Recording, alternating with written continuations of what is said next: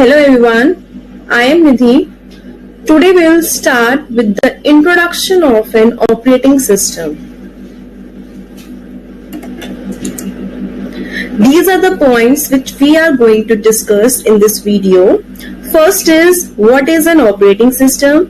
What are the components of operating system? What are the uses of operating system? What are simple bash systems and multi-programming systems? Operating system. Operating system is a program that acts as an intermediary between a user of a computer and computer hardware. We can call it as a program that manages the computer hardware. Operating system controls and coordinates the use of the hardware among various application programs for various users. Operating system is also known as the program that is running all the times on the computer. It is also called as kernel, with all else being application program. It also provides an environment to the user so that user can easily interface with the computer to execute programs. And the purpose of operating system is to provide an environment in which a user can execute a program in a convenient and efficient manner. And it is also concerned with the task like allocation of resources and services such as memory, processes, devices and information. Here are the components of computer system. As you can see in the diagram, first component is computer hardware. Computer hardware is a device which you can see and touch. Okay, like keyboard, mouse, CPU processor, memory, and any computing resource is known as computer hardware. Next component is operating system. Operating system is a program that coordinates the use of the hardware among the various application programs for the various users. Next component is system and application programs. If a user wants to perform any task, he needs an application to perform his given task. So here are the application programs which will be required by the user to perform any task, like compiler, assembler, text editor and database system. Fourth component of computer system is users. Next is bootstrapping. Bootstrapping, the primary goal of bootstrapping is to make the computer system convenient to use. Secondary goal of bootstrapping is to provide efficient utilization of hardware for large, shared and multi-user systems. Booting is the process of loading operating system into main memory. So whenever you power on the system, always booting process is done, which includes the loading of operating system into main memory. For a computer to start running, it needs to have an initial program to load and execute the bootstrap program, which in turn loads the operating system. The primitive loader program that can load and execute the boot program is called bootstrap program. Bootstrap program is generally stored in RAW. On startup, the computer automatically reads the bootstrap program. Whenever you power on the system, it will automatically read the bootstrap program, and while reading the bootstrap program, it will load the operating system into main memory, which will start the system. Here we talk about the uses of operating system. First use is as a government. As we all know, the operating system is a program that manages all the hardwares, that governs all the hardwares. All the hardwares function individually, but their functioning and their working is governed by operating system. Next use of operating system is resource manager. Why we call it as a resource manager? Because it manages all the resources and it decides which resource should be allocated to which process and how much part of the resource will be allocated to a particular process. As a control program, it also used as a control program because it controls and coordinates all the system hardwares. Next is simple batch systems. Now we are starting with the classification of operating system. First type is simple batch system. The simple batch system emphasis was on high utilization of computers to get as much as they could from their investments. Professional computer operators were hired, which has reduced the job setup time. In simple batch systems, what was done? The jobs which are given to the system, these jobs will be submitted to the operator. Then operator will divide these jobs into number of batches, and it will divide these jobs into number of batches according to their requirements. The jobs having similar requirements, same requirements will be grouped in one batch. So the jobs with similar needs were batched together and run through the computer as group. Automatic job sequencing was developed for automatically transfer control from one job to the next. And in the simple batch system, once a job is submitted, the user cannot interact with the system. So user prepares his job on the offline device, you call it as punch cards, and then submit it to the computer operator. A small program called a resident monitor was created for this purpose. It was always resident in the memory. Resident monitor. Here you can see the diagram. Here is the resident monitor, and here are user programs. Now, resident monitor includes these subparts. First one is interrupt processing. If any interrupts generated, then it will be processed by this unit.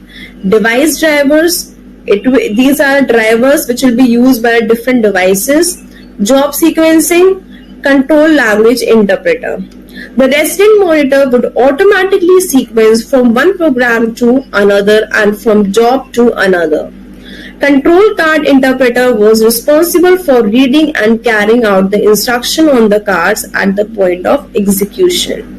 Because in simple batch system, we just submit the jobs in the computer system, then control card interpreter will read and carry out the instruction. The delay between job submission and job completion is called turnaround time. It may result the amount of computing needed or from delays before the OS starts to process the job. Next is overlapped CPU and input-output. Here you can see in the diagram, here we have online processing and offline processing. The online processing is used for the term to describe when a user is connected to a computer or a network and are processing the data files at the same time as using the input, output and storage devices. Whereas in offline processing, user cannot interact with the system, and to help speed up data input and output into computer systems, offline processing was invented, and it removes the relatively slow input devices. And in offline processing, the data and the programs are stored on the files on a high-speed data storage devices. Even with automatic job sequencing, the CPU is often idle. The problem is the speed of the mechanical input-output devices, which are intrinsically slower than electronic devices. Spooling. Random access device like this system was introduction. Location of card images is recorded in a table kept by the operating system. In spooling is basically the overlapping of input-output function with the processing. of some another job. Suppose we have process P1 and process P2.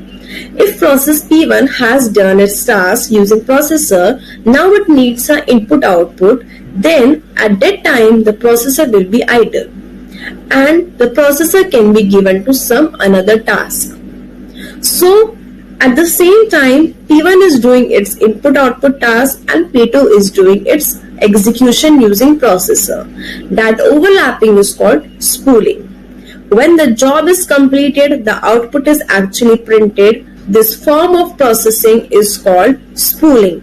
And one by one, the job will be collected from the card reader and will be sent for the execution. Spooling overlaps the input-output of one job with the computation of other job, as we have told you before. Spooling has a direct beneficial effect on the performance of the system because at a time we are executing two jobs. We are completing the execution of two jobs. Spooling can keep the CPU and the input devices working at the same time at much higher rates because, as we have discussed with the example, we have said that P1 is doing its input-output task and P2 is doing its processing. So at the same time we are executing two processes, so it will increase the execution time. It will increase the execution and decrease the execution time of the processes. Next type of operating system is multi-programmed batch systems. In multi-programmed batch systems, we have multiple programs present in the main memory, but we have only single processor. Then what we will do, these jobs will be allocated in different slices of memory. Multiprogramming increases CPU utilization by organizing jobs so that CPU always has something to execute. This means if we have multiple jobs in our main memory, then if a job J1, suppose here we have job J1, and if it is doing some input-output task, then it can avail the processor and that processor will be idle. The processor, or you can say idle processor, can be used some another job, suppose job J2. So if we have multiple programs in main memory, then if we see that processor is idle, then we can allocate that processor to some job so that it can start the execution of that job. So by doing this, our CPU will never be idle if we have jobs in our main memory. So eventually it will increase the CPU utilization. The OS picks and begins to execute one of the jobs in the memory. The OS will pick the one job from the main memory. When it will see that the processor is idle, then it will pick one job from the main memory and start executing that job. The OS switches to and executes another jobs when one job needs to wait for some input-output operation. If a job, any job, or you can call it job J1, if it needs some input-output operation, that time our processor will be idle. So at that situation, OS will switch to some another job when job J1 needs to wait for some input-output operation to increase the CPU utilization so that our processor will not be idle at any time. As long as there is always some jobs to execute, the CPU utilization increases. If several jobs are ready to be brought up into the memory, this decision is called job scheduling. Job scheduling task is also done by OS. It is the responsibility of OS to decide which job is ready to be brought into memory. And when we pick the job from secondary memory to the main memory, this type of scheduling is called long-term scheduling.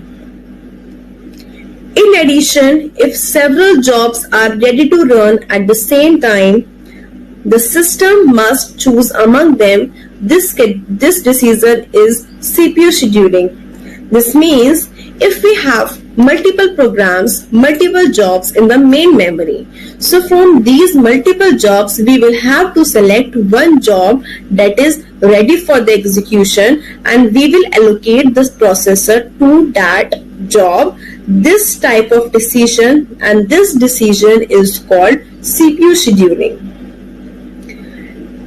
I'm repeating once again, when we have to pick jobs from secondary memory to main memory, that is called, that scheduler who does this task is called long-term scheduler, and the task of picking the jobs from main memory and choose them for execution, this decision is called CPU scheduling or short-term scheduler. Thank you.